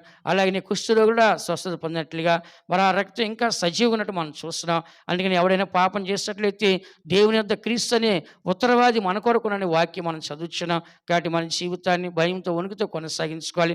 ఒకనొక కాలంలో మనం చేసిన పాప క్రియలు అవి చెడ్డ క్రియలు, కానీ మనకు తప్పు అనిపించా ఇప్పుడు గుర్తు చేసుకుని మనకు సిగ్గుగా అవమానంగా ఉంటుంది. అలాంటి దౌర్భాగ్యమైన పరిస్థితిని విడిపించాకి యేసు రక్తం మన కొరకు ప్రవహిస్తుంది. ఈ దినాన్ని వాక్యం మనం ఒక మార్పు తెచ్చుకోవాలి.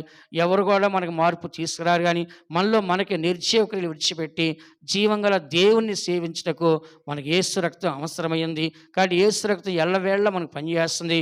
యేసు రక్తమే జయమని మనం ప్రార్థన చేసినప్పుడు సాతాను శక్తులు వణుకుస్తున్నాయి. కాబట్టి ఎల్లప్పుడూ యేసు రక్తాన్ని ఉచ్చరించి యేసు రక్తం కలిగి ధైర్యంగా మనం ముందుకు వెళ్ళాలి. యేసు ప్రభు అతి పరిశుద్ధ స్థలంలోకి యేసు రక్తాన్ని తీసుకున్నట్లుగా సియోనికి యెరూషలేముకి యేసు రక్తముతో ఆయన రక్తముతో మనం కడగబడి ఆయన రక్తాన్ని త్రాగుతున్న మనము అంచె దినాలు లేపబడి అతి పరిశుద్ధ స్థలమైన సియోనికి యెరూషలేముకి మనం ధైర్యంగా వెళ్ళటకు దేవుడు మనకు సహాయించను గాక.